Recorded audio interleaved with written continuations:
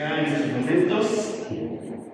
Me toca coordinar esta segunda mesa del evento y el privilegio de coordinar a 3 especialistas de la fotografía de la Revolución Mexicana y otros temas.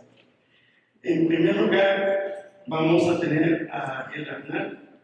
Él es profesor e investigador de la Academia de Historia y Sociedad Contemporánea de la Universidad Autónoma de la Ciudad de México, profesor de asignatura de la Facultad de Filosofía y Letras de la UNAM. Es doctor de estudios humanísticos por la Universidad de Tarragona. Es especialista en historia visual, iconográfica y teoría de la historia. Ariel Arnal ha sido profesor invitado a la Universidad de Sorbona, la Universidad de Ríos de Ruz, la Universidad de Barcelona, la Universidad de Tarragona, la Universidad de San Petersburgo y la Universidad de Chile, entre otros. Por supuesto, ha sido colaborador en la Benemérita Universidad Autónoma de Puebla, en la UNAM, en la ENA y en el Instituto Mora, donde ha impartido clases, así como en la Universidad Iberoamericana y en la UAP. Se ha desempeñado dentro de la especialidad de la historia visual y ha trabajado ampliamente en la fotografía de la Revolución Mexicana, especialmente el zapatismo. El día de hoy, Ariel nos va a exponer la ponencia El Teatro Iturbide como Olimpio Patrio, y en la cual vamos a ver cómo la fotografía y fotógrafos se encontraron en 1917 en el Teatro Iturbide de la ciudad de Querétaro, para dar fe de un momento histórico, las acciones constituyentes y la firma de la nueva Constitución de la República. En esta ponencia hallaremos estilada la construcción fotográfica de la figura presidencial, del prócer local, de la procesión religiosamente laica para veneración de un nuevo objeto de culto, la Constitución misma. El acto social trasciende al hecho político y la fotografía es testigo de ello. Vamos a escuchar a Ariel Arnal, por favor. Bueno, muchas gracias a todos ustedes por estar allí. Creo que soy el primero de todos los ponentes que ha habido y de los que habrá, quizá el único, que efectivamente repita la ponencia del coloquio anterior. Entonces, sí, yo obedezco, Ernesto. Yo nada más obedezco. Pero bueno, estamos muchos somos los mismos, entonces quien ya le haya escuchado puede pasar el café y ahorrarse la ponencia sin ningún problema.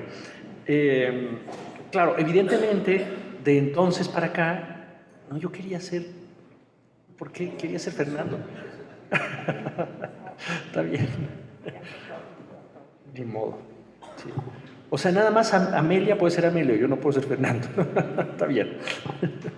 Muy bien. Entonces, esta ponencia surge de un interés por buscar cómo se construye la imagen presidencial. Hacía tiempo mucha gente ha trabajado esto, y estos no son más que notas sobre lo que es la construcción de la imagen presidencial en el caso de Carranza. Por lo tanto, retomo algunas cosas desde el Porfirio Díaz, que es quien la construye con mayor profundidad a mi juicio, porque tiene más tiempo, simplemente por eso. Y concretamente lo que voy a hacer es casi como ver un pequeño cristal de estos cristalitos de microscopio, ver el caso del Teatro Iturbide para Carranza. Desde el punto de vista estrictamente fotográfico, son fotografías muy aburridas. Suelen serlo, es decir, nadie se jugaba la vanguardia fotográfica en aquella época en un momento de tanta importancia histórica. Por lo tanto, son fotos muy aburridas. ¿Por qué las voy a presentar? No para dormirlos a ustedes, sino para usarlas como lo que hacemos con la historia visual, que es usar las fotografías como pretexto para hablar también de otras cosas que están reflejadas en la fotografía. Son, como bien decía John, son un punto de partida, son una llamada de atención para hacer otro tipo de historia que pudiera ser historia política, historia social, historia gráfica, historia visual, que es lo que hacemos al fin y al cabo.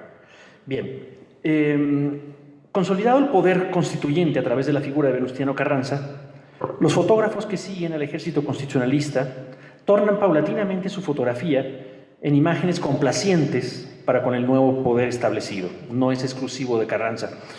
La fotografía de prensa deja de ser la herramienta audaz y temeraria, aquella que apuesta por la innovación en la composición y en el contexto del disparo.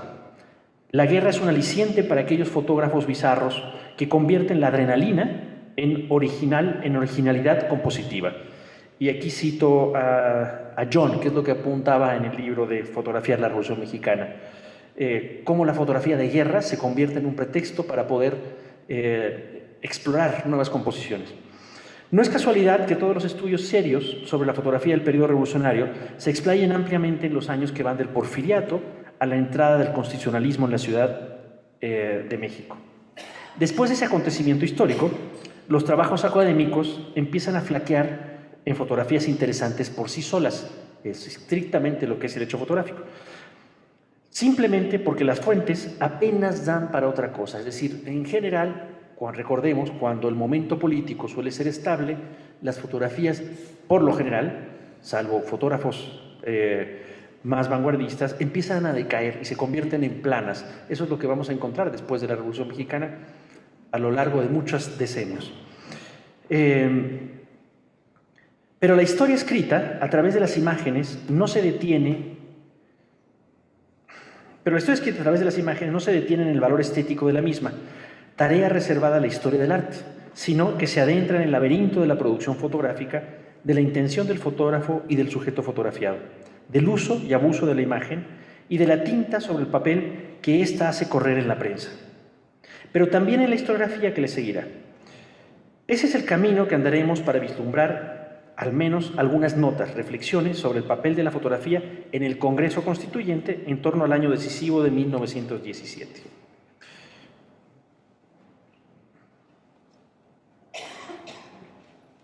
Es acá abajo, ¿no?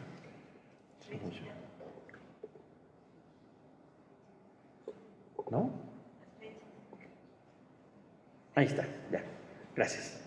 Digo, tenemos el Teatro Iturbide, todavía haciendo referencia al verdadero padre de la patria, nos guste o no. Bien. Durante el Porfiriato, la fotografía periodística vinculada al poder contaba con innumerables medios de prensa para su publicación. Los géneros que allí aparecían se convertían en un retrato del progreso positivista decimonónico, así como de quienes se presentaban como responsables y a la vez consecuencia de dicho progreso social, económico y tecnológico. De este modo, los periódicos y las revistas ilustradas nos muestran la industria y la tecnología en diversos aspectos, la iluminación eléctrica, las obras del canal del desagüe, entre otros. Los personajes ligados a esa ostentación de progreso técnico son siempre ministros o subsecretarios, cuando no el propio presidente Porfirio Díaz. Paralelamente al gobierno en acción, la prensa ilustrada nos muestra la vida social de la aristocracia porfiriana, gente no solo adinerada, sino claramente gente bonita, de piel blanca y los menos mestizos. El pueblo, marcado por la marginación social y económica, se nutre, como en toda América Latina, del mundo indígena y mestizo. Así, revistas y periódicos ilustrados se convertían por entonces en el escaparate de aquellos rastros sociales del antiguo régimen. Esa inmensa población es la que es expresamente olvidada en la prensa ilustrada. La prensa ilustrada es por demás adicta al régimen porfiriano. La vida aristocrática de la alta sociedad porfiriana, su opulento gusto, sus diversiones públicas, son retratadas en las kermeses, en los banquetes de beneficencia, en bodas y bautizos de renombre y riqueza. Al mismo tiempo, la acción del triunfante Estado liberal, heredero del proyecto juarista, lleva a las planas de la información la tecnología, el ferrocarril, la ingeniería pública, el desfile de tropas de moda prusiana, de los criollos destacamentos de rurales. Como si de la derecha e izquierda del borbónico Palacio de Versalles se tratara, el glamour de la alta sociedad y el lema positivista orden y progreso, respectivamente, se unen para dar cuenta de un México venturoso y optimista, Según documenta Mraz, parece que me hubieras pagado una lanita. La prensa ilustrada presume de ser un medio de comunicación por y para la aristocracia del sistema. Ahora bien, este dispositivo fotográfico social encuentra legitimación en la medida que los retratados se reflejan en la jerarquía política y económica. Ambas, la política cercana al presidente y las grandes riquezas familiares, constituyen el barómetro del ambiente que rodea al poder. Mientras más cerca se halle uno de ellas, fotográficamente hablando, mayores posibilidades de éxito. Esta fórmula, la cercanía visual al poder, se volverá a repetir tras la Revolución Mexicana. El Congreso Constituyente en el Teatro Iturbide de la ciudad de Querétaro no será la excepción, sino que constituirá una muestra explícita y palpable de la necesidad de cercanía física y fotográfica al poder, a lo más alto de la jefatura del Estado. Es decir, no se está inventando nada, se está copiando la estructura de construcción del poder a través de la visualidad desde el porfiriato. El Congreso Constituyente de la ciudad de Santiago de Querétaro, que tanta importancia tiene en la historia legislativa mexicana a todo lo largo del siglo XX, en lo fotográfico ha resultado ser el precedente revolucionario de lo que hoy consideramos la fotografía oficialista de mediocre calidad. Aburrido es el adjetivo que encontramos una y otra vez entre los investigadores de la fotografía periodística de aquellos años, a la hora de pasar someramente por la producción gráfica del Congreso Constituyente de Querétaro. Veamos en primer lugar qué entendemos por fotografía oficialista durante la Revolución Mexicana.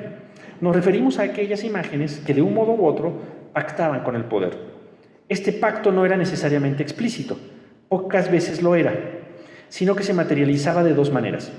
En primer lugar, los fotógrafos tomaban imágenes alabatorias de presidentes o de sus ministros, del presidente o de sus ministros, y en el mejor de los casos, imágenes neutras que no cuestionaran ni por asomo las debilidades compositivas o simbólicas del Estado en cuestión.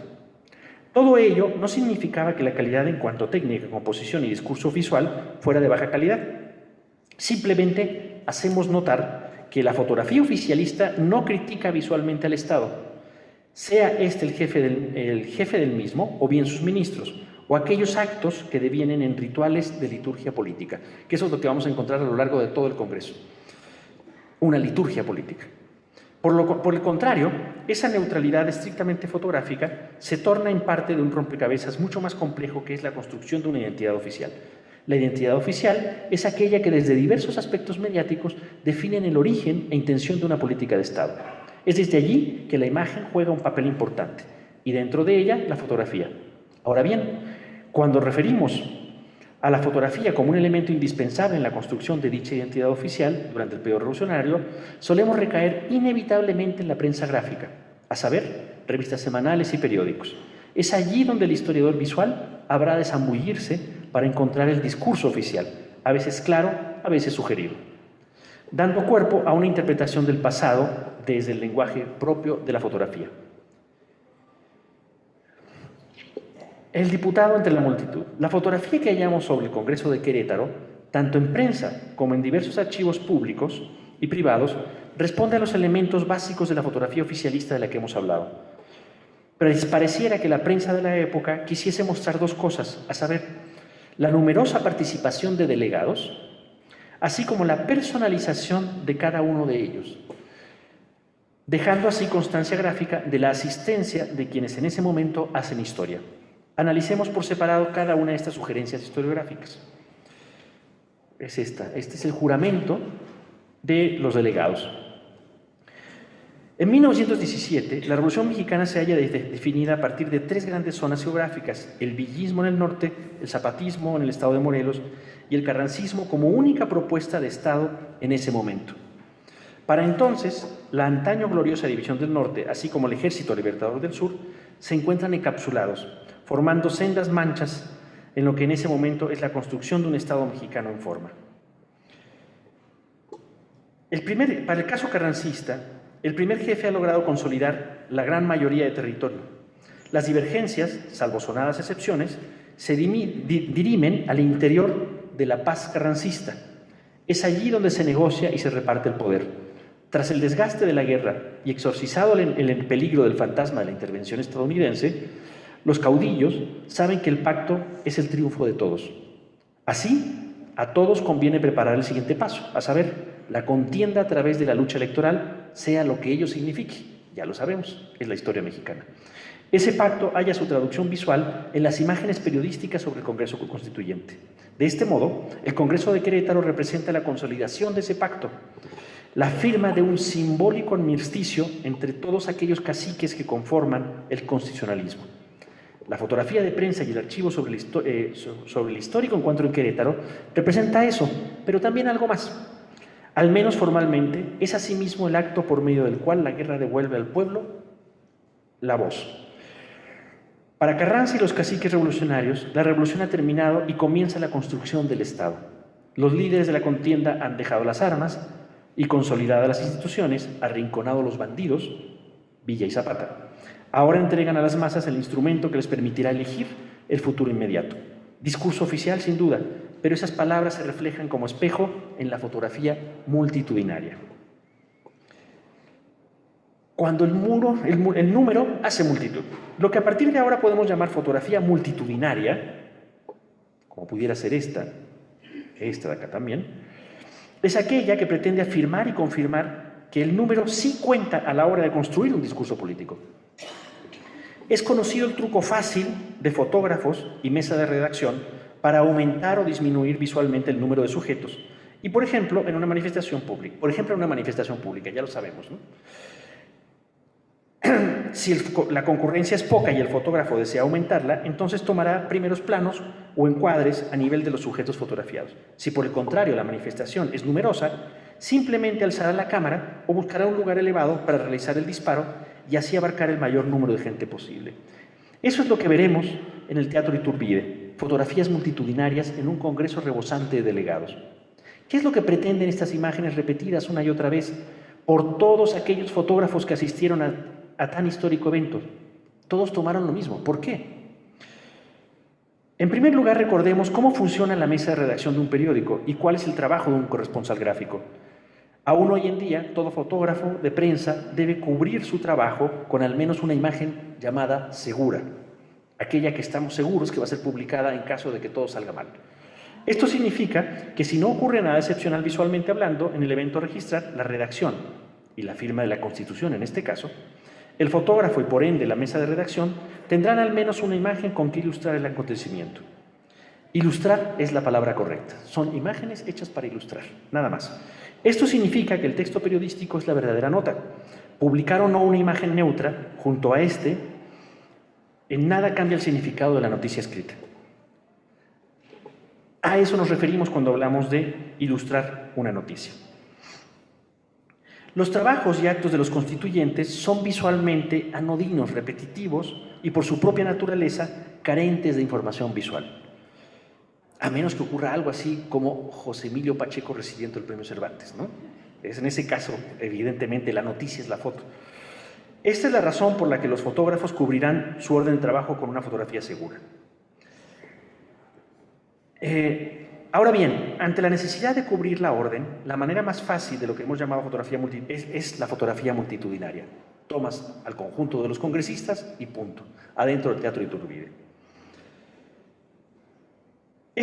La ilustración de la noticia, es el primer elemento que hace de la fotografía sobre el Congreso Constituyente una fotografía visualmente estéril. El otro modo de cubrir la orden sin arriesgar el disparo es la toma del sujeto aludido en la nota periodística. Lo tomas de manera individualizada. Hablamos aquí del retrato tradicional del fotoperiodismo de aquella época, es decir, una toma de cuerpo entero donde el político aparece arengando a la concurrencia, cerrando un discurso o bien ocupando su sitio en las butacas. Estas tomas suelen ser compositivamente clásicas, sin riesgo en la iluminación y con la ineludible necesidad de que el lector del periódico sea capaz de identificar al político en cuestión, o bien por un pie de página, pie de foto.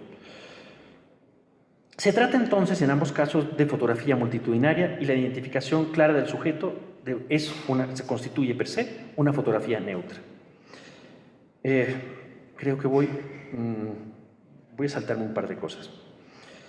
Bien, la íntima individualidad. Además de la fotografía multitudinaria de la que hemos hablado, encontramos en el Congreso Constituyente dos maneras precisas de fotografiar al sujeto, a saber, capturar la imagen de todos y cada uno de los diputados constituyentes a la hora de estampar su rúbrica en el acta definitiva de la nueva Constitución.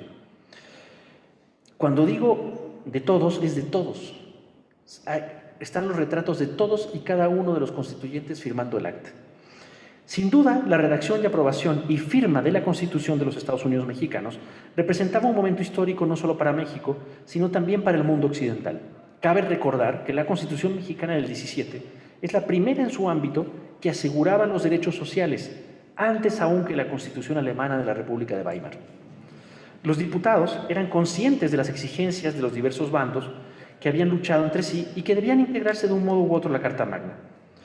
Esa era en principio la única garantía para consolidar la paz, más allá de que en el fondo se tratase de un pacto político entre caudillos. Los diputados eran conscientes del momento histórico. La fotografía se convertía en el testigo fiel del acontecimiento, lo que podemos nombrar a través de un libre retruécano como la rúbrica gráfica de la firma, nada menos que con la misma pluma que se había firmado el Plan de Guadalupe, por cierto. El hecho histórico que representaba la firma de la nueva Constitución llevaba un doble valor. Por un lado, siguiendo la sugerencia de Giselle Fren, el acto mismo de firmar tan trascendente documento era poseído por el sujeto en cuestión, que se congelaba para tiempos venideros en el negativo fotográfico. El acto mismo de haber firmado se prolongaba así a través del tiempo de manera indefinida. Eso hacía la fotografía. El retrato de cada uno de los diputados constituyentes se tornaba en medalla en el pecho por los servicios prestados a la patria. Aparecer retratado era eso, era una medalla. El objeto en positivo, más allá de la calidad estética o compositiva que pudiese tener o dejar de transmitir, era la legitimación de esa nueva aristocracia que surgía en el atanor de la guerra. La aristocracia que seguiría estando hasta los años 70 del siglo XX. A partir de entonces, los apellidos gloriosos del Teatro Iturbide transmitirían esa esa pátina de teogonía cívica, de generación en generación, siempre a través de la mirada orgullosa de un viejo retrato de 1917.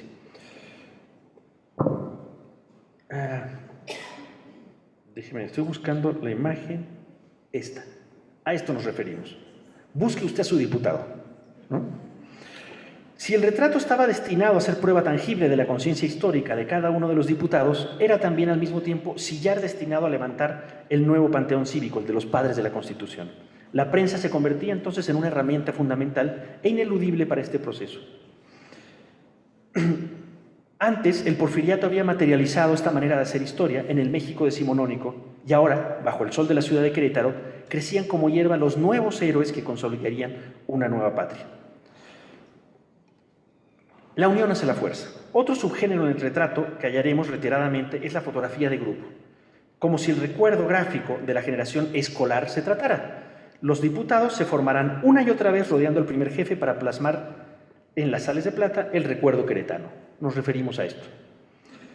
Cada delegación, disciplinadamente ordenados por los diversos estados de la República, rodearán a don Venustiano Carranza para realizar las fotografías del recuerdo, el souvenir con que volver a casa y presumir entre sus colegas diputados en cada uno de sus congresos locales. Resulta curioso revisar el conjunto de estas fotografías. En el centro de la imagen, el futuro presidente de la República posa sentado con su bastón en la diestra y su sombrero de bombín reposado en la pierna izquierda y sostenido suavemente por la mano del mismo lugar. Todas son prácticamente iguales. La pose de Carranza no cambia. Pareciera que es un muñeco inflable de Carranza. El lugar elegido es siempre el mismo, las mismas bancas, las mismas sillas bajo la arcada del patio. La pose de Carranza varía en pequeños matices en cada una de las distintas fotografías. Y a su alrededor se irán turnando los diputados. Bien, me voy hasta el final. Esto es peligroso. Bien, lo que se llevará aquí es una reliquia de a cada uno de los congresos y al pueblo, para legitimarse como diputados que estuvieron allí. Me voy a ir directamente hasta Carranza. A lo largo de los años 30, a lo largo de casi 30 años, Porfirio Díaz construye pacientemente su propio ícono. Como hemos dicho, ¿qué es lo que va a hacer después? Después vamos a encontrar lo mismo en Madero, un intento fracasado por razones obvias de construir una nueva manera de construir lo que será la imagen presidencial. ¿Qué es lo que vamos a encontrar después en Carranza? En Carranza vamos a encontrar una mixtura de dos maneras de hacer la figura presidencial. Una será la tradicional, esta, es decir, Carranza vestido de traje, de bombín, con su bastón, la más, digamos, la más elegante que bebe de toda la iconografía del siglo XIX, pero después, fíjense en lo que es la clausura. Lo vamos a encontrar vestido con la casaca guerrera, inaugurando lo que será una nueva aristocracia política en México. Es decir, habrá cambiado la manera de fotografiar al presidente del siglo XIX, a Porfirio Díaz, por también una nueva manera de hacer un ejército. Ya no es el uniforme militar clásico del porfiriato, sino lo que Carranza está colocando aquí es, tenemos una nueva aristocracia militar que representa también un nuevo ejército. Recordemos que el gran aporte desde el punto de vista militar de Carranza es la construcción desde cero de lo que será el nuevo ejército mexicano.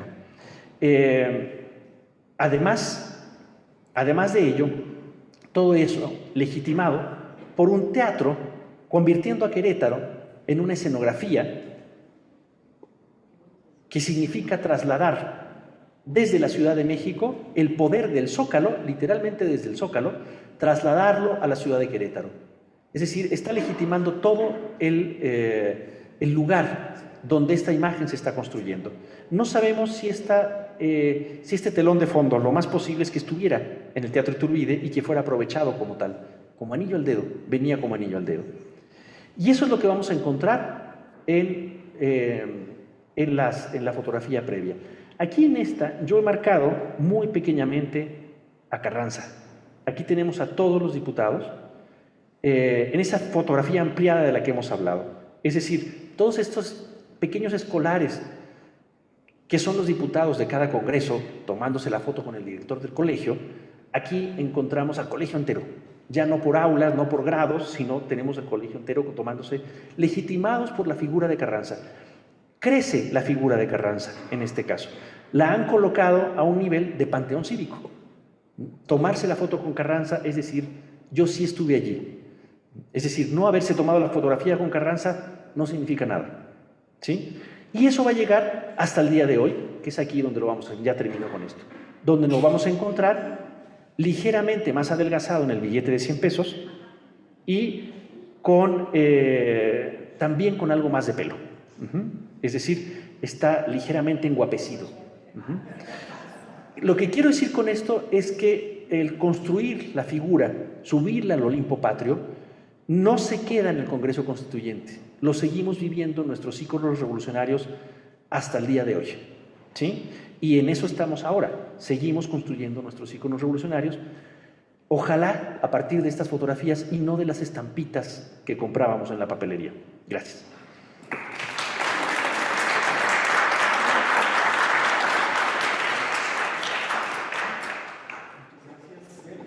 ¿Tienen preguntas? Sí.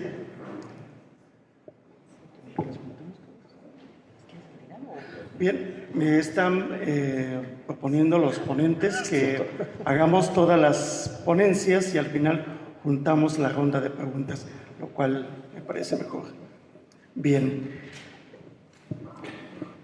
Siguiendo con la dinámica de esta mesa, tenemos ahora la presencia de Teresa Matabuena Peláez. Ella es maestra en Historia por la Universidad Iberoamericana y maestrante en la Maestría de Museos por la misma universidad.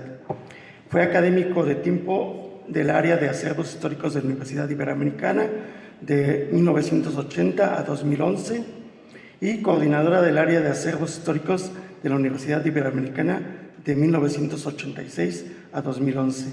Actualmente, desde 2011, es directora de la Biblioteca Francisco Javier Clavijero. Teresa Matabuena ha dado cursos a nivel licenciatura y diplomado en temas históricos, fuentes documentales, sobre archivos históricos y libros antiguos o raros. También ha dirigido tesis de licenciatura sobre temas históricos, archivos históricos y catálogos documentales en la Universidad Iberoamericana y en la ENA. Ha participado en el diseño, investigación y montaje de exposiciones sobre objetos y documentos históricos. Tiene más de 35 publicaciones entre artículos y libros sobre fuentes documentales, fotografía o reproducción de obras antiguas.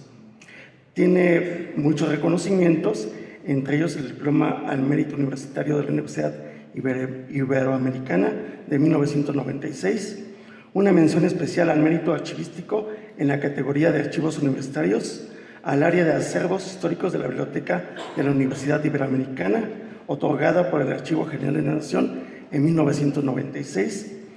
Tiene la medalla al mérito académico por la Universidad Iberoamericana 2001.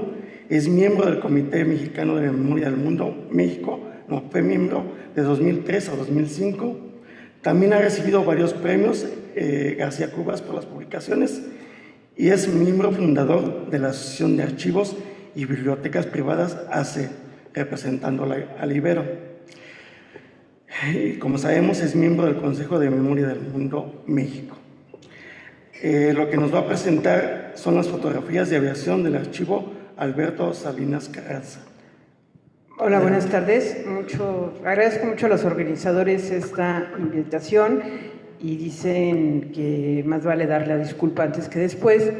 Yo no soy investigadora de la fotografía como tal. Realmente mi trabajo a lo largo de muchos años ha sido el rescate y catalogación de archivos históricos que han llegado a la Universidad Iberoamericana, y tenemos archivos desde el siglo XIX hasta el XX. Recientemente nos acaban de donar el archivo del Heraldo de México con más de 1 millón de imágenes y tenemos ante ahora el reto de a ver qué hacemos con él, ¿no? Uno de los archivos que hemos rescatado y que a mí personalmente me gusta mucho es el archivo de Alberto Salinas Carranza, que fue uno de los fundadores de la aviación mexicana y sobrino de Venustiano Carranza y constitucionalista. Y los archivos de la Ibero, y esto es un comercial, somos bastante generosos con nuestros archivos. Muchos de los investigadores que están aquí pueden ser testigos, y muchos de los libros que John mencionó hace algunos momentos tienen fotos de nuestros acervos. Voy a hablar un poco de los archivos de la aviación mexicana, pero yo creo que lo más importante es que ustedes hagan a través de esta serie de imágenes un recorrido por nuestra aviación a través del archivo de Alberto Salinas Carranza. El archivo tiene básicamente documentos de Alberto Salinas Carranza, de Venustiano Carranza, del movimiento constitucionalista y de la aviación mexicana. Bueno, la historia de nuestra aviación empezó hace 110 años, el próximo enero, donde por unos cuantos minutos un avión se elevó en los llanos de Balbuena, y a partir de entonces se inicia la Revolución Mexicana. Estos primeros eventos de la aviación mexicana fueron cubiertos por las revistas ilustradas, así como los primeros vuelos. Pero al nacer la Revolución Mexicana, junto con la aviación junto con la Revolución, surge y se desarrolla como aviación militar. Entonces, el primer uso en México de los aviones es una aviación militar. Y a principios de 1913, los nuevos pilotos que mandó Madero a prepararse a Estados Unidos le ofrecen a Madero sus servicios para bombardear la Ciudadela desde el aire para acabar con los traidores. Madero les contesta que tiene el asunto resuelto, que no se preocupen, y pues vemos las fatales consecuencias que tuvo la falta de visión del presidente. Tiene el archivo muchas fotografías de Alberto Salinas Carranza, constitucionalista, militar, piloto, fundador de la Fuerza Aérea Mexicana y de la Escuela Militar de Aviación. Y tenemos fotografías de él en el archivo, desde su preparación como piloto hasta sus años, ya en los años 50 del siglo pasado, como piloto civil. Obviamente el archivo termina con el asesinato de Carranza en 1920, porque él es perseguido por ser pariente de Carranza y deja sus funciones. También tiene fotografías de Carranza de niño y de la familia Carranza. El que dice BC es el pequeño Venustiano, y entonces nos damos cuenta cómo pues los héroes también tuvieron infancia. Hay documentos sobre aviación. El archivo tiene una parte documental que por desdicha está muy fragmentada, y algunos libros sobre aviación, como estas ligeras nociones de aviación, que en tan solo 40 páginas el autor nos dice cómo volar y nos da unas sensaciones sobre el viaje. Lo que es interesante es que la parte de los aterrizajes viene en media página y dice que es lo más difícil de la aviación, para lo cual se necesita valor, sentido común y un poco de práctica. Y fin de las ligeras nociones sobre aterrizajes. Una parte muy importante de este archivo es la revista Totli, bella palabra náhuatl que significa halcón, y en esta revista fue fundamental para catalogar el archivo. O sea, como ustedes supondrán, me llega un archivo con aviones, y yo digo, pues aviones volando, aviones en el piso, aviones accidentados, y luego veo, unos tienen 2 alas y otros tienen uno, pues monoplanos y binoplanos, ya hasta llegué, ¿no? Y cuando revelé la revista Totli me ayudó a catalogar estas, a identificar los pilotos, los aviones, las pruebas, etcétera, porque consideramos en la universidad que una parte importante es, aunque sea a un nivel básico, dejar cada colección fotográfica catalogada para que pueda ser consultada por quien esté interesada.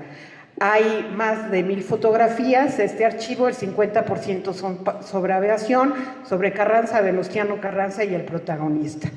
Es interesante, hablando de las fotografías de niños, en estas fotografías aparecen muchos niños dentro de la revolución, pero los niños aparecen en el contexto, junto con los cañones, en las batallas, en las manifestaciones, Carranza en Chihuahua. Hay muchas fotografías de Carranza con mujeres, con hombres, entonces es muy interesante. Otra cosa interesante es que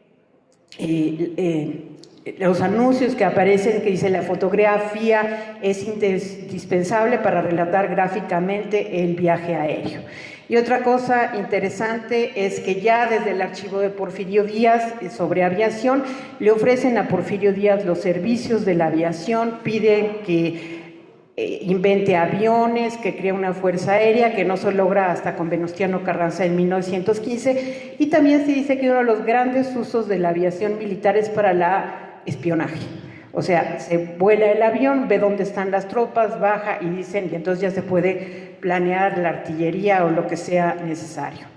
El archivo posee fotografías desde la preparación de Carranza, de Salinas Carranza en Estados Unidos. Este es su grupo. Hay documentación, como les había comentado, y a lo largo aparece la figura de Salinas Carranza de alguna manera, ya con fotografías dedicadas, ya fuera en recuerdo de personajes como muestras de admiración y respeto, o de los mismos pruebas aéreas. El piloto que hace la prueba le dedica la foto a Alberto Salinas Carranza. Entonces, los pilotos, las pruebas, los trenes de la aviación, los ejercicios aéreos, las fábricas, los accidentes, la escuela y el transporte de aviones se ven reflejados en esta colección de fotografías, ¿no? Entonces vemos aquí los talleres nacionales de construcciones aeronáuticas armando un avión de la Fuerza Aérea Constitucionalista, las pruebas de aviación y los primeros accidentes aéreos. Aquí, hablando de fotos de grupo, está la primera generación de los veteranos pilotos del ejército mexicano, y es interesante porque sí son documentadas. O sea, una parte importante de estas fotografías son tarjetas postales que se vendieron como secuencias fotográficas o como reportes fotográficos, como es el vuelo del Sonora, que fue el primer avión mexicano que bombardeó desde el aire un cañonero, o los primeros aeroplanos constitucionalistas.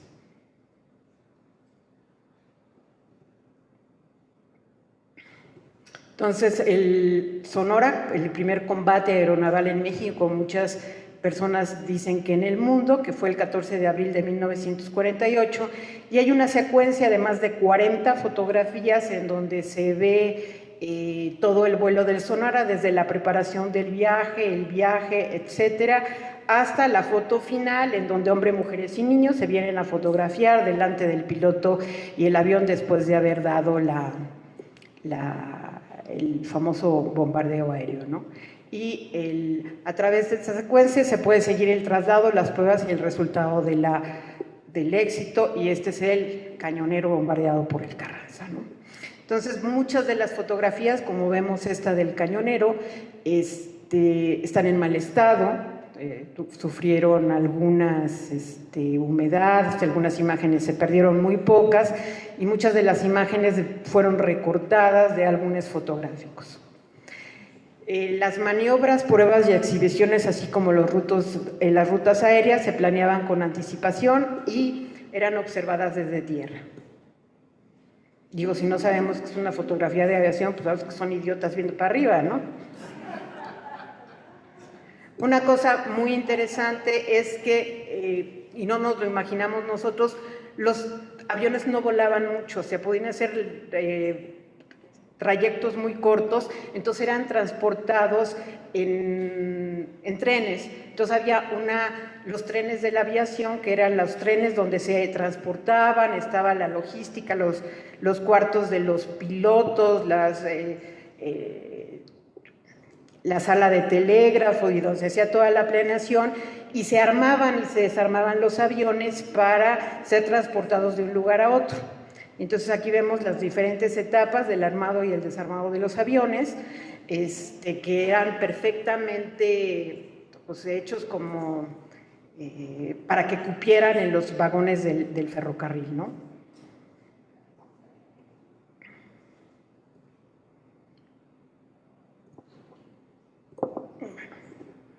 También muchas veces eran transportados en automóviles. Este era la Cucaracha, que era el coche de la flotilla aérea constitucionalista y del Ejército del Noreste, que también se subía en un ferrocarril para ser transportados, y cuando no podía ser el tren o el coche el que transportaba el avión, bueno, pues se llevaba a lomo de persona.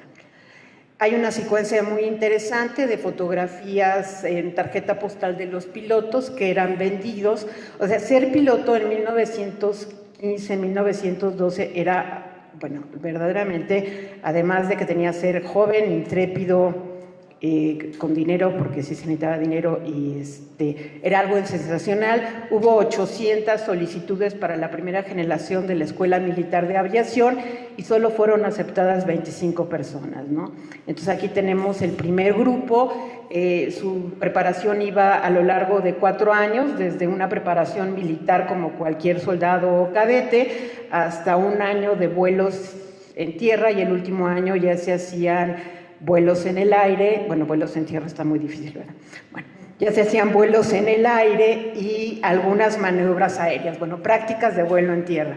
Aquí tenemos a la chiquita, la mascota de la Escuela Militar de Aviación, y es muy interesante porque querían perros un poco más grandes para ponerles primeros auxilios, o sea, unas maletitas con primeros auxilios, y en caso de un accidente corriera el perrito con la maleta de los primeros auxilios y el piloto pudiera tener aquí tenemos las diferentes escenas de los vuelos. Hay muchas fotografías de vuelos en el aire. Esa sí se necesita un especialista que no me da totli de qué tipo de maniobras se está haciendo en el vuelo.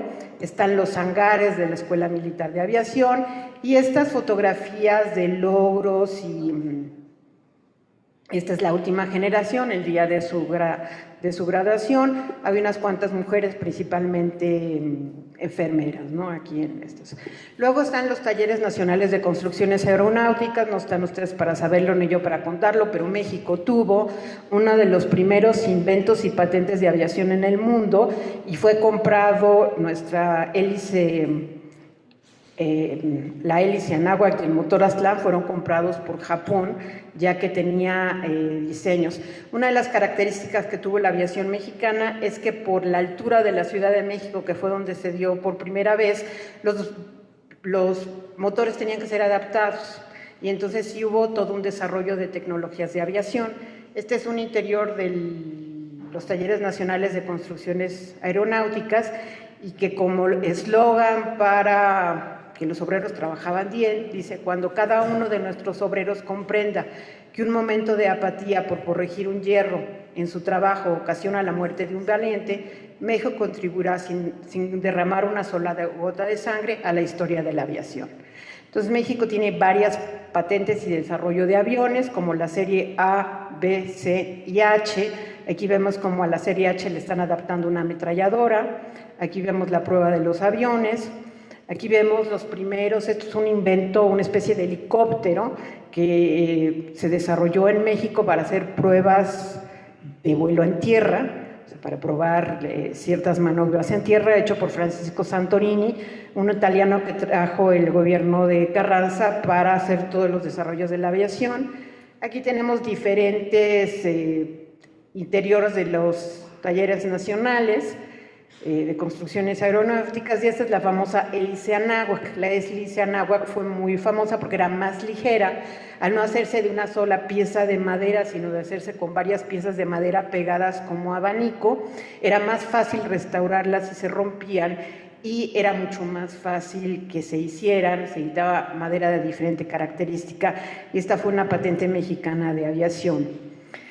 En 1917 se creó una aviación adaptando un avión de la serie A y se hizo la prueba del vuelo en Veracruz. Realmente las 12 fotografías de la secuencia del vuelo del hidroavión son muy bonitas, son tamaño media carta con una muy buena calidad. Entonces el 18 de agosto de 1908 se prueba por primera vez un hidroavión en Veracruz. Entonces aquí tenemos la secuencia algunas de las secuencias del vuelo, del despegue, el aterrizaje y el vuelo del mismo, y luego el valiente piloto que realizó la peligrosa prueba es condecorado. Una cosa interesante es que la revista Totli, muchas de las fotografías de aviación están firmadas como Fotototli o AS, no era Alberto Salinas, porque en un lugar se ve como fotógrafo, pero muchas de las fotografías que están en el archivo ilustraron Totli o fueron secuencias de Totli. Por ejemplo, en esta del primer vuelo de un correo aéreo de México a Pachuca, por cierto, tardaron 57 minutos y tuvieron que seguir la línea del ferrocarril porque si no se perdían, con la valija aérea. De todas aparecen 4 páginas con este vuelo en la revista Totli y solo el archivo conserva una. Entonces yo supongo que este archivo fue el archivo de Totli, y el que quiera hacer una historia de la fotografía de la aviación en México o del movimiento constitucionalista de fotógrafos poco conocidos, yo les recomiendo Totli. Este es el primer vuelo nocturno en México, es un fotomontaje que se hace de todo el proceso de un vuelo nocturno. Como supondrán, un vuelo nocturno era muy difícil porque volaban a ciegas, entonces tenían que hacer una preparación y preparar a los pilotos, aprenderse la ruta, y aquí hay un fotomontaje dedicado a Alberto Salinas Carranza, en el que cada uno de los pilotos que participó en este vuelo le escribe las sensaciones del viaje. También están documentados usos de paz de la aviación en tiempo de paz, como es la primera película mexicana en la que aparece un avión, La Soñadora, protagonizada por Mimi Derba, en donde el piloto es un piloto de la Escuela Nacional de Aviación, o sea, un piloto ya recibido, y los aviones también son parte de la Fuerza Aérea Mexicana. Entonces, está 5 fotografías de la secuencia del vuelo. Una parte triste de la aviación, pero que es innegable, son los accidentes aéreos, en los cuales hay fotos de aviones accidentados, y aquí tenemos la foto del muchacho que está sentado sobre el avión, que es la primera víctima de la aviación mexicana, o el primer mártir de la aviación, y ahí está toda la secuencia de su sepelio. Una muestra es el aeródromo de la Escuela Militar de Aviación en el archivo. Este es el aeródromo de la revista Totli, para que vean que son secuencias de los mismos. Tiene un poco de movimiento en la fotografía, pero sirvieron para lo mismo. El archivo posee también pues el escudo mexicano de los aviones, que era muy importante ponérselos porque así reconocías en el aire y no le dabas, no tirabas un avión con fuego amigo. En 1917 le donamos un avión al ejército, a la República de El Salvador, entonces está documentado el transporte en barco del avión, así como las las pruebas que los pilotos mexicanos fueron a enseñar a los pilotos salvadoreños. Hay un álbum muy bonito de los establecimientos fabriles militares, en donde también aparece la escuela, los talleres nacionales, la fábrica de armas, de zapatos, de pólvora, etcétera. El material de aviación del archivo nos puede, como les digo, nos permite hacer un recorrido gráfico por los primeros 7 años de la aviación y sus usos tanto civiles como militares. Las visitas, o sea, a toda persona que venía del extranjero lo llevaban a ver los talleres nacionales de construcciones aeronáuticas, y obviamente aquí tenemos a Venustiano Carranza con una explicación que le dan de los vuelos. Y también tenemos algunas imágenes como estas de sobrevuelos aquí sobre las pirámides. Y aquí terminamos la ponencia con algo que nunca vamos a hacer, que es un avión parado junto a una pirámide. Muchas gracias.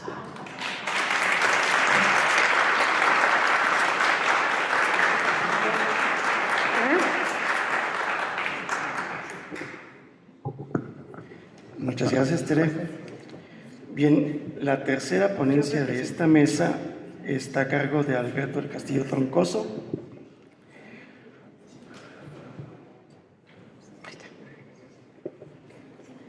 En lo que acomoda su presentación, leemos un breve currículum. Él es investigador del Instituto Mora, es un colega del Instituto Mora, y dirige con Rebeca Monroy el seminario La Mirada Documental, punto de encuentro de estudiantes, investigadores y fotógrafos desde hace una década. Es autor de varias publicaciones que abordan el tema de la fotografía como documento para la investigación, entre ellas el ensayo sobre el movimiento estudiantil de 1968 en la Ciudad de México, la fotografía y la construcción de un imaginario, que es del Instituto Mora, del Instituto de Investigaciones sobre la Universidad y la Educación, de 2010. Y otro de sus títulos es Las mujeres de Chope, la historia detrás de la fotografía, Conaculta 2014. Ha desarrollado investigaciones tanto en nuestra institución, Instituto Mora, como en otras instituciones. Y la ponencia del día de hoy es Isidro Fabela, una mirada en torno a la Revolución Mexicana. Bueno, muchísimas gracias. Para mí es un enorme gusto estar aquí junto con mis colegas. Estuvimos juntos hace 2 años. Agradezco mucho la invitación del INERM y agradezco muchísimo todo el trabajo de gestor cultural de mi querido amigo Ernesto Peñalosa, a quien yo respeto y admiro mucho como investigador, como curador, y el tipo tiene una proporción enorme para hacer este tipo de cosas. Lo hemos visto ya en varios casos, así que pues muy bien, qué bueno que estemos reunidos en esta segunda ocasión. Yo propongo que para la tercera nos vayamos al norte de la ciudad, porque es muy interesante cómo los públicos aquí son muy, muy importantes. Yo me quedo con la preocupación de John de esta historia de la Revolución Mexicana, que de repente no pasa, ¿no?, a otros sectores de los especialistas, por lo menos a la prensa, y que sigamos repitiendo las mismas imágenes es algo que me preocupa mucho. Entonces, bueno, para el día de hoy, para no repetir lo que vimos hace 2 años, voy a introducir como algunos pequeños cambios. Voy a hablar un poquito en la primera parte de este tema de los imaginarios, de la Revolución Mexicana como imaginario, que es algo que me preocupa mucho, y cierro con la parte que ya realicé de esta pequeña aportación a esta investigación sobre la Revolución a través del archivo de Isidro Fabela.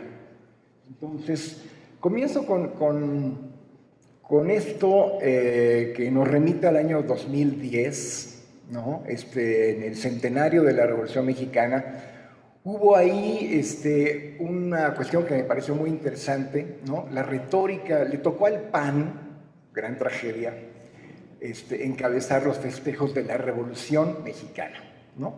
Entonces, es muy interesante ahí un poco esta contradicción tan enorme que se dio entre el discurso oficial, toda la retórica oficial, y por otro lado, la amplitud de trabajos de investigación de historia de la Revolución a partir de la fotografía, ¿sí? Que un poco esto fue el balance que ya hizo Yo no voy a repetir esto, pero me pareció como muy interesante.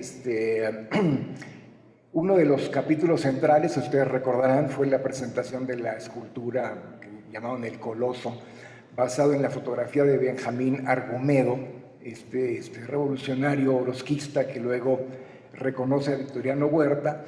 Y bueno, hubo como toda una discusión política al respecto. Me parece que perdimos mucho el tiempo.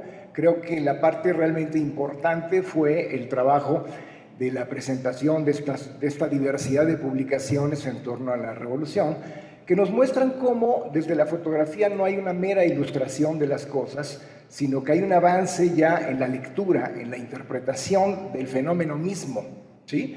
Donde discutimos no solamente entre especialistas de la imagen, ni mucho menos, sino que discutimos la historiografía de la revolución, ¿sí? Entonces creo que ahí en ese capítulo creo es donde podemos avanzar más.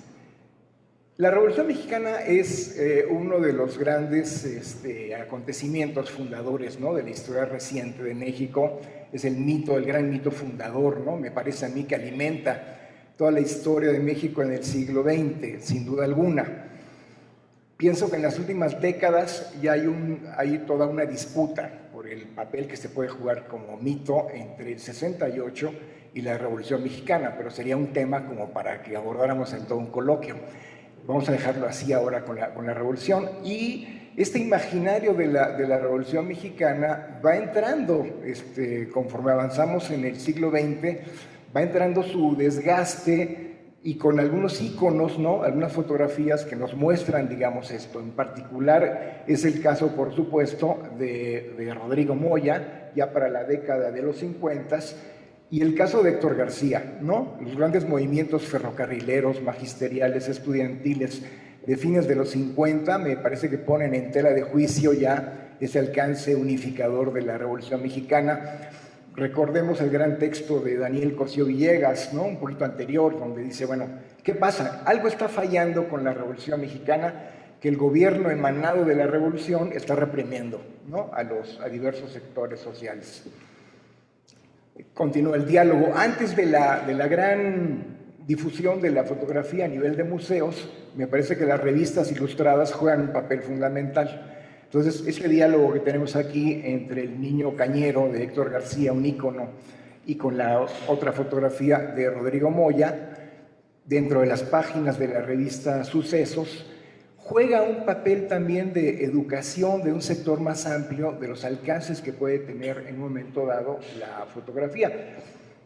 Para no mencionar a la siguiente generación, la de Pedro Altierra, en este caso Marco Antonio Cruz, y toda la sátira de estos personajes emanados de la Revolución, ¿no?, que ya para la década de los 80, la década de los 90 ya están en franca crisis, ¿no? Hay toda una transición política que vive México a partir de la reforma política de Reyes Heroles, pero ese tránsito lo podemos ver claramente a partir de la foto. Por supuesto, yo me he metido mucho en la parte fotográfica del 68, que tiene muchas lecturas. Y una posible lectura del 68 es esta disputa por los símbolos, ¿sí? Tenemos aquí la fotografía, una de las fotos más influyentes del 68 de Pedro Meyer, que es la portada del famoso libro de Elena Poniatowska de La noche de Tlatelolco. Y bueno, ahí empezamos a ver entonces esta disputa, que es muy interesante, porque tanto las autoridades, en este caso Díaz Ordaz, se remite a la Revolución Mexicana. Es decir, la Revolución Mexicana a finales de la década de los 60 es algo que está muy vivo, que está todavía como muy vital, de manera que es un poco el discurso de Díaz Ordaz de remitirse a la simbología de la revolución, en este caso a Emiliano Zapata, en un acto central que tiene lugar en el Palacio de Bellas Artes, donde me parece a mí que los interlocutores de este discurso de Díaz Ordaz, estamos hablando de finales de agosto, es decir, ni siquiera está todavía el informe de gobierno, pero ya hay claramente una protesta estudiantil que lo está cuestionando todos los días y en la prensa también, con diferentes matices. Me parece a mí que en esta foto, que es la primera plana, ¿no?, de la mayor parte de los periódicos, el discurso de Díaz Ordaz, su interlocutor son los estudiantes, ¿no? Claramente les está diciendo, no se equivoquen muchachos, el copyright de la Revolución Mexicana lo tenemos acá en el PRI, no lo tienen ustedes, ¿no? Esta disputa como simbólica que va a continuar, tenemos a los propios estudiantes en las calles, reivindicando también su propio imaginario de la revolución, que pasa por figuras como Zapata, como Villa, como Flores Magón, en fin. Entonces, esto está muy vivo, es algo que uno puede ir revisando. A mí me interesa mucho la recepción, por ejemplo, del 2 de octubre en la prensa internacional, y me he encontrado con cosas como esta de O Globo, este periódico brasilero, que es muy interesante las conclusiones a las que llega O Globo después de la masacre del 2 de octubre en México, es que se ha acabado el mito de la Revolución Mexicana en América Latina, que ya no les podemos seguir vendiendo la idea de un gobierno que ha resuelto como todos los problemas y que tiene una enorme participación ciudadana, etcétera, etcétera. Bueno, pues este es uno de los grandes temas, ¿no?, que uno puede abordar ahora mismo en los archivos. Parte del trabajo que ya estoy haciendo es un poco revisar esto en el archivo de la Secretaría de Relaciones, ¿no?, de esta enorme preocupación del gobierno mexicano en 1968 por cuidar esta imagen de la revolución, ¿no?, y los enormes intentos que tiene por controlarlo. Es una verdadera joya, porque aquí tenemos la oportunidad de trabajar con la fotografía y con el archivo. Entonces, esto ocurrió en Guatemala. La carta del embajador mexicano en Guatemala es una joya. Está diciendo que él está siguiendo las instrucciones de Díaz Ordaz y está tratando de controlar esta imagen de la presidencia y del gobierno revolucionario, pero pues que aquí no le hicieron caso. Un periódico en Guatemala pues no le hizo mucho caso y publicó la imagen. Entonces, a manera de disculpa, recorta la imagen y la presenta, lo cual nos habla entonces de cómo se fue dando esta disputa y cómo se fueron dando estas distintas interpretaciones. Entro a la pequeña contribución que yo hice para el centenario, que decía yo, hay una gran cantidad de trabajos, ya yo nos hizo la semblanza de varios ellos, me parecen muy, muy importantes, ¿no? Entonces, coincidió con que en esa coyuntura del centenario, a mí me hicieron una súper generosa invitación aquí al lado, los de la Casa de la Cultura, la Casa de Isidro Fabela, muy interesante para revisar el archivo de don Isidro y para revisar sobre todo el archivo fotográfico.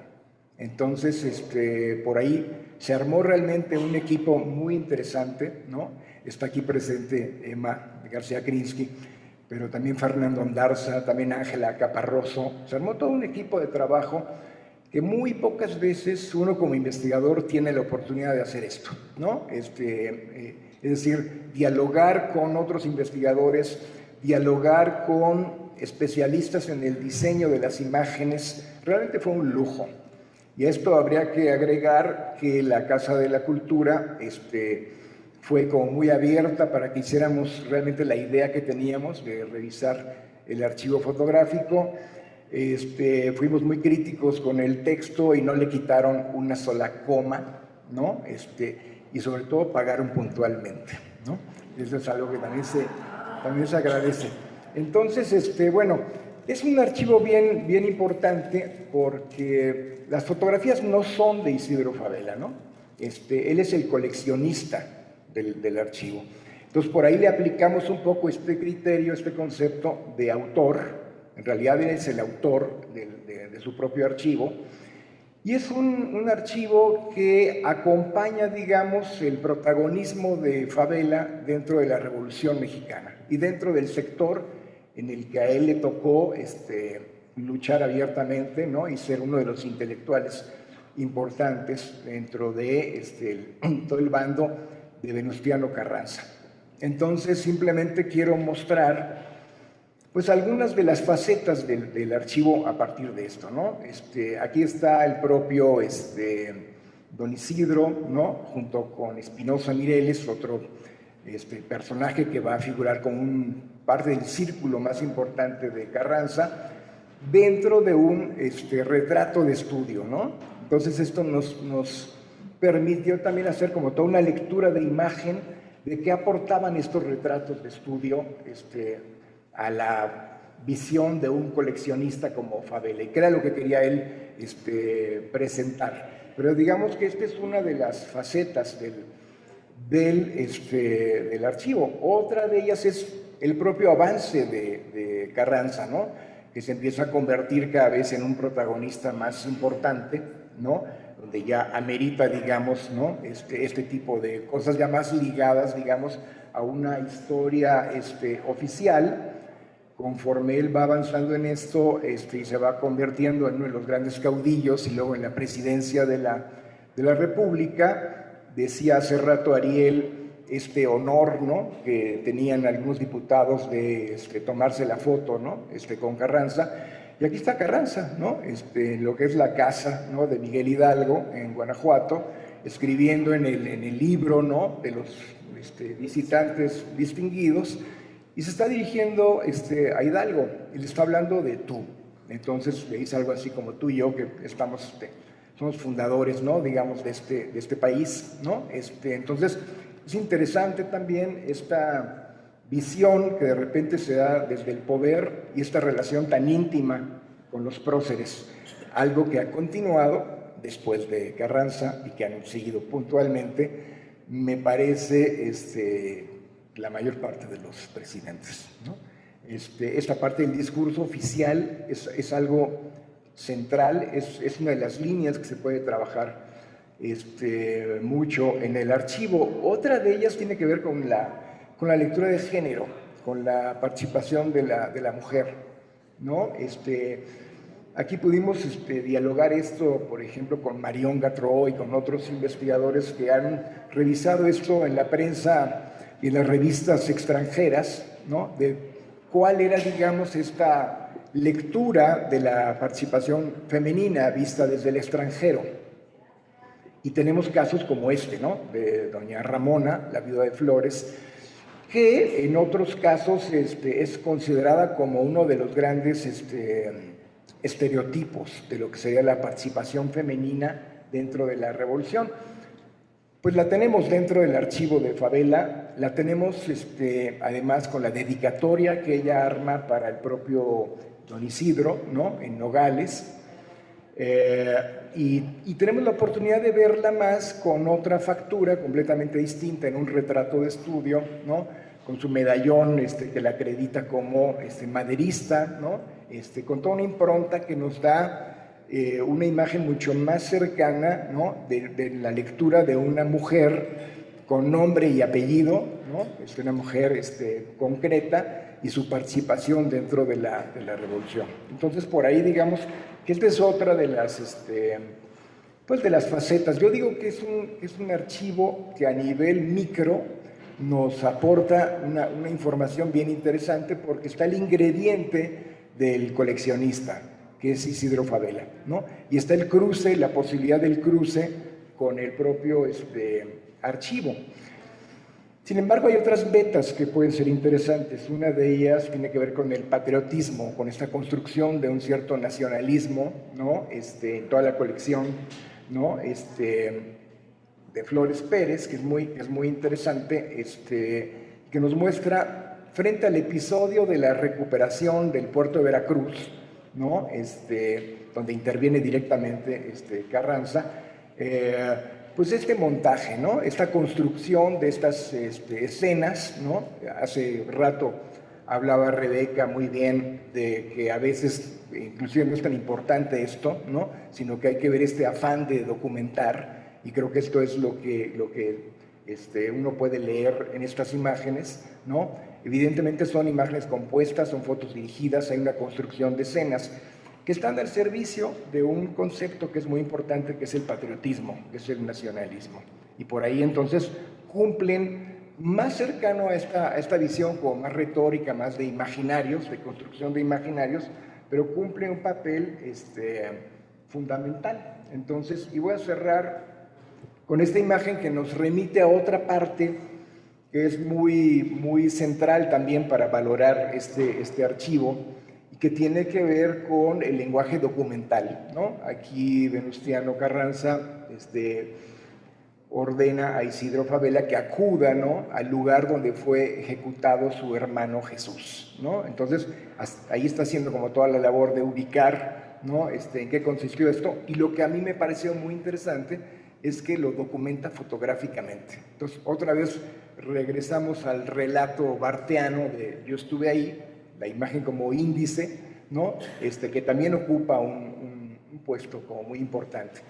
Entonces, bueno, nos movimos, digamos, entre una primera reflexión entre la revolución como parte de este imaginario y de qué manera la fotografía ha ido construyéndolo, y también ha ido construyendo una serie de referentes muy críticos de ese imaginario, ¿no? Mencionaba yo dos de los casos más visibles, que son el de Rodrigo Moya y el de Héctor García, pero hay muchos más, hasta, digamos, esta parte importante más a nivel micro de las aportaciones que puede tener un archivo en un momento dado, aunque tengamos como varios autores. Aquí la operación, digamos, fue brindarle este estatus de autor a Isidro Fabela, que es el que finalmente va construyendo también su propio relato, y esto también lo discutimos mucho con el equipo. Esta es una visión de la Revolución Mexicana construida a partir de un archivo. Esto hay que cotejarlo con una gran cantidad de archivos documentales y de archivos fotográficos para ir entonces caminando juntos hacia una visión como más plural de la Revolución Mexicana.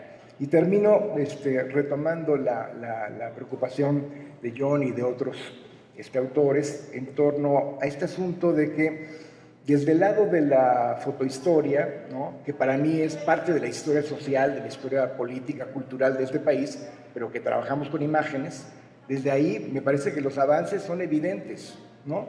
Ahí ya hay un panorama mucho más heterogéneo de lo que puede significar las revoluciones, ¿no?, con un sentido como más plural. Esto no lo estamos, y es una autocrítica para todo el gremio, no se está traduciendo en un avance mayor en términos de los sectores sociales como más amplios, ¿no?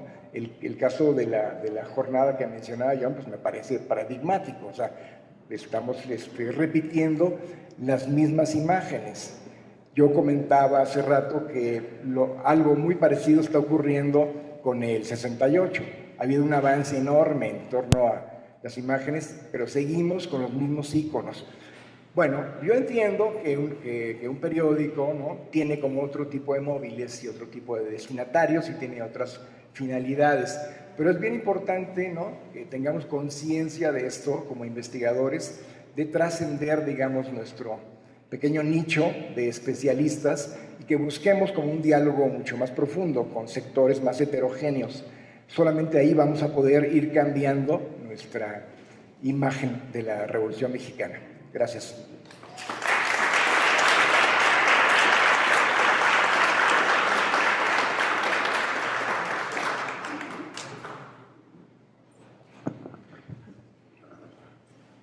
Bien, después de estas tres maravillosas ponencias, pasamos a la ronda de preguntas, comentarios. Aparecen unas ya escritas.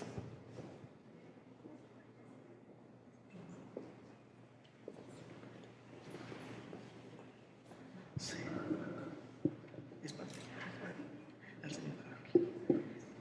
Las juntamos, es nuestro.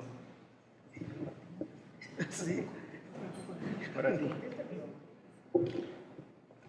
Bien, empezamos con tres preguntas. Tres preguntas que creo que a lo mejor podemos comentarlas los tres.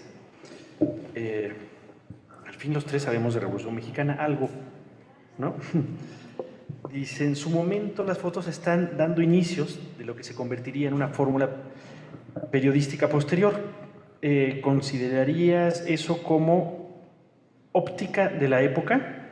Imagino que se está refiriendo a la construcción de a la construcción de la imagen presidencial, ¿no? O sea, de la parte aburrida de la fotografía. Ajá. No es aburrido, ya lo discutimos hace tiempo. ¿Por qué quieres discutirlo en público? Se está refiriendo a eso, digo, por si quieren opinar. Sí, claro, yo creo que es algo que se va construyendo poco a poco, que está vivo, que no es único. Quien lo consolida por razones de tiempo es Porfirio Díaz. No son iguales las primeras fotografías que él se toma recién, en los años 80 del siglo XIX, a las que se toma ya, incluso hasta en París, me atrevo a decir, ¿no? En el exilio. Sigue manteniendo la misma pose, aunque todo alrededor cambia, él sigue siendo el presidente de México. Eso es muy interesante, todavía en París, ¿no? En las pirámides, la pose que toma sigue siendo montado en un camello, sigue siendo el presidente de México, ¿no? La postura que ha construido a lo largo de muchos años.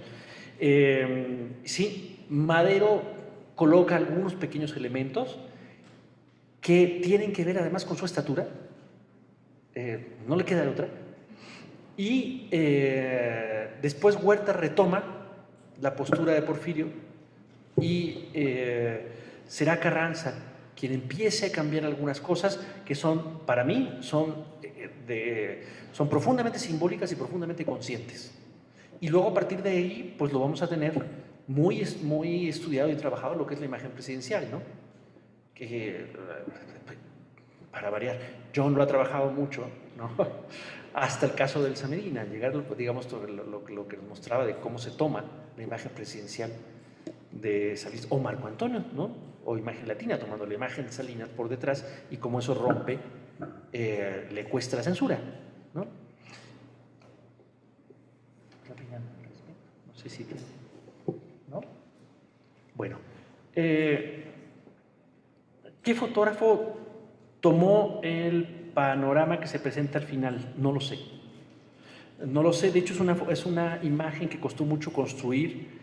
En algún momento no la pudimos publicar porque era demasiado larga, era muy complicado hacerla.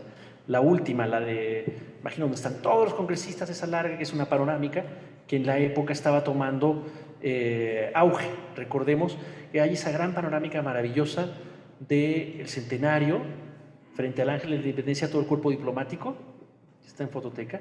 Es una imagen de ese estilo. Se tomaban mucho esas imágenes con una cámara especial para ello, ¿no? Que giraba, iba girando la cámara. No sé, ojalá supiéramos el fotógrafo, pero yo, a lo mejor Daniel le toca responder esas. Seguro que tú sabes, ¿o no? ¿No? Pero bueno, ya te hice quedar mal, ni modo.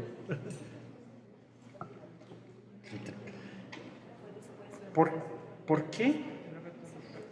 Catalogado. ¿Por qué es una nueva aristocracia que se está construyendo? O sea, ¿por qué por qué nombro como aristocracia a los constituyentes? Porque se está sustituyendo en la historia de México una aristocracia por otra. La vieja aristocracia porfiriana, que a su vez viene de la colonial, la revolución en ese sentido sí es una revolución social. Está abriendo, a mi juicio, un nuevo cuerpo aristocrático, en el sentido de un grupo social cerrado que se reproduce dentro de sí mismo y que es este grupo que se forma al calor de la batalla. Es decir, no estamos hablando de una aristocracia de sangre, evidentemente, ¿no? Sino estamos hablando de una fraternidad que se forja a partir de la batalla, de una aristocracia militar. No lo digo yo, son muchos los historiadores que hablan de una aristocracia militar y que durará en un primer periodo, pues quizás hasta Ávila Camacho, pero la esencia reproductiva, por llamarlo de alguna manera, de esta aristocracia continuará quizás hasta los años 80, ¿no? Quizá Miguel de la Madrid sería el último. Vamos, para ampliar un poquito eso, yo me refería a eso cuando hablaba de la construcción de un mito, ¿no? No era en un sentido peyorativo, sino al revés, es hablar un poco de la importancia que tiene un episodio como es la revolución, para construir las bases según las cuales en las siguientes décadas cualquier grupo político, para legitimar su proyecto, tiene que acudir a la revolución. Trátese del grupo revolucionario, ¿no? Pero también esto ocurre y ocurrió con el propio PAN y con otros sectores de la oposición, ¿sí? Es el referente desde el cual uno tiene que legitimar cuál es el proyecto de país que está defendiendo. Y eso ocurre solamente con episodios históricos muy, muy contados, ¿no?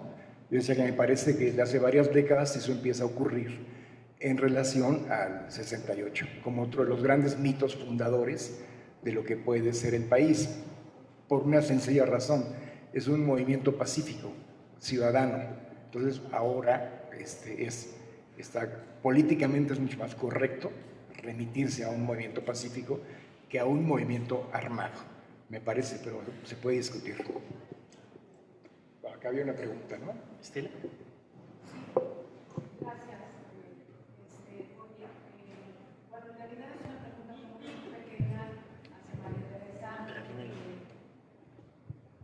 Una pregunta muy pequeña hacia María Teresa y comentario a la vez.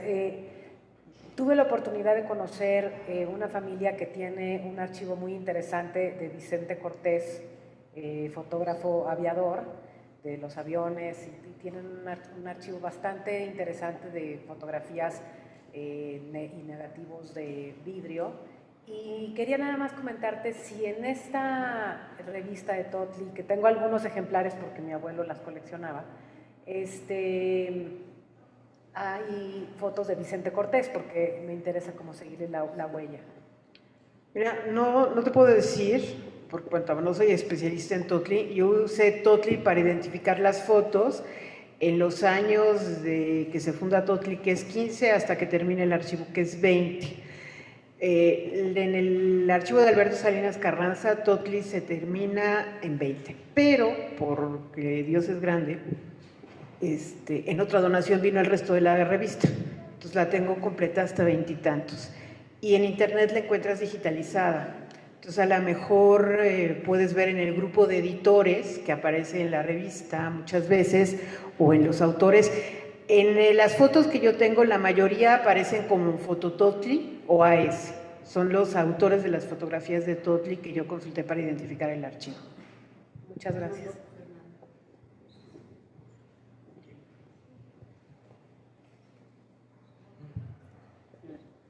Gracias.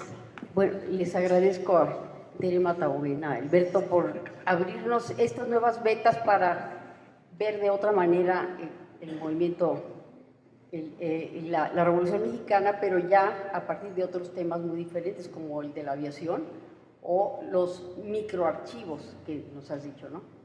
De Vicente Cortés Sotelo, que es un gran fotógrafo que empezó haciendo fotografía panorámica, y que el archivo fotográfico Manuel Toussaint tiene actualmente ya el archivo. Primero hicieron una donación de unos negativos enormes, de varios metros algunos, y últimamente ya la familia donó cerca de 8,000 placas y fotografías y todo. Entonces el archivo íntegro yo creo que ya lo tenemos pues ahí en tu edificio.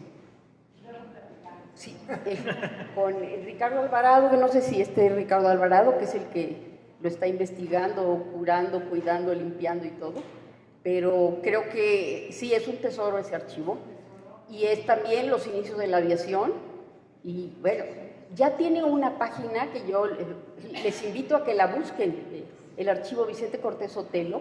Es preciosa. Esta primera que hizo fue sobre las fotos panorámicas de la Ciudad de México, o de grupos que se retrataban, el grupo de bomberos en Chapultepec, o de caballería, o de gente.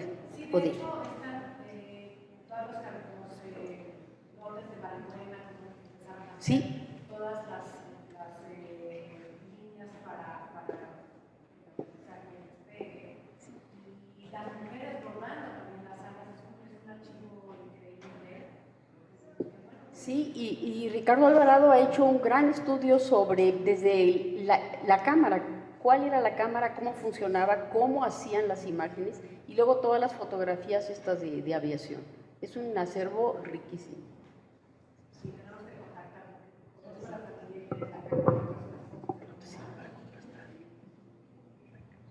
Gracias.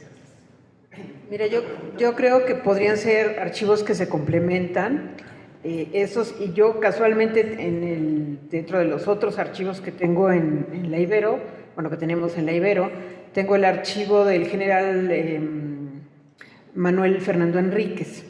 Él fue un general que entra al colegio militar con Porfirio Díaz y se jubila de militar con Díaz Ordaz.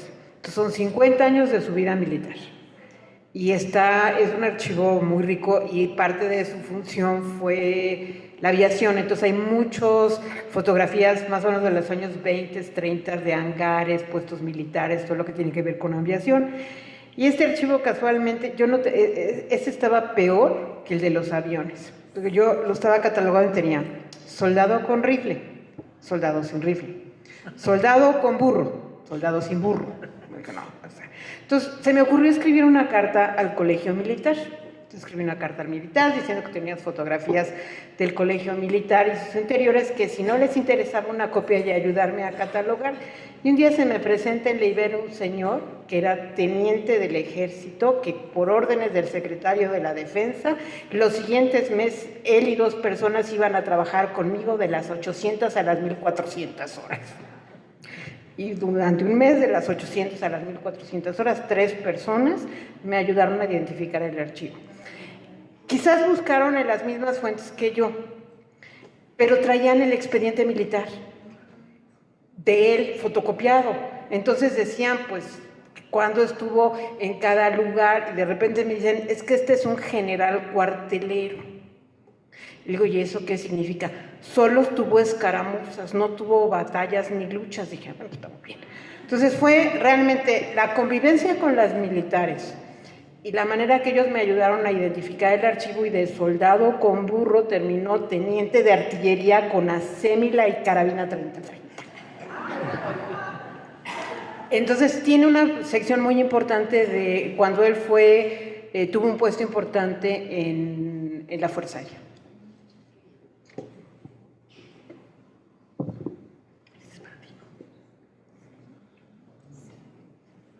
¿Comentarios, preguntas?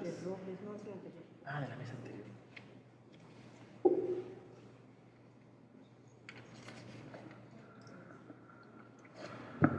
Bien, si no hay más preguntas, comentarios, terminamos esta segunda mesa, el coloquio, y antes de que felicitemos a todos los ponentes, les recuerdo que la siguiente sesión empieza a las 4 en punto, así es de que les pido, por favor, que vayan, coman rico y que regresen puntuales a la siguiente sesión.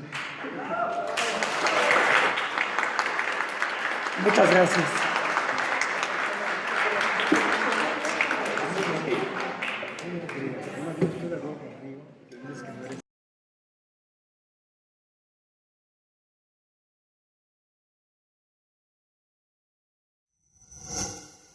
Gobierno de México.